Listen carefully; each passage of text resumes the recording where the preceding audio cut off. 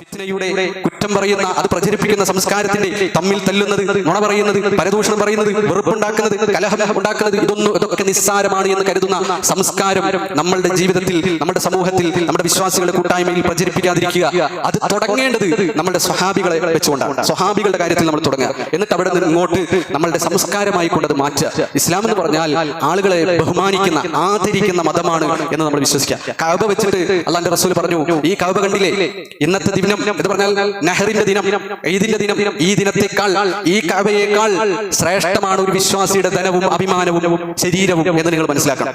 കഅബയുടെ മേൽ ആരെങ്കിലും കല്ലെറിഞ്ഞാൽ, അതിനെ ദൂഷിച്ചാൽ, അതിന്മേലൊന്ന് തുപ്പിയാൽ, അതിനൊന്ന് അടിച്ചാൽ, അതിനൊന്ന് ചീത്ത പറഞ്ഞാൽ നമുക്ക് സഹിക്കാൻ കഴിയില്ല. അത്രയും പരിഭാവനമാണ് കഅബ. അതിനേക്കാൾ ശ്രേഷ്ഠമാണ് നമ്മളുടെ ഈ അങ്ങാടിയിലുള്ള ഒരു വിശ്വാസിയുടെ അഭിമാനവും അവന്റെ ധനവും അവന്റെ ശരീരവും എന്ന് തിരിച്ചറിയണം. ആ സംസ്കാരം നമ്മൾ തുടങ്ങേണ്ടത് സ്വഹാബികളിൽ നിന്നാണ്. അത് നമ്മൾ പരത്തേണ്ടത് നമ്മൾക്കിടയിൽ ജീവിക്കുന്ന മനുഷ്യന്മാരിലൂടെയാണ്.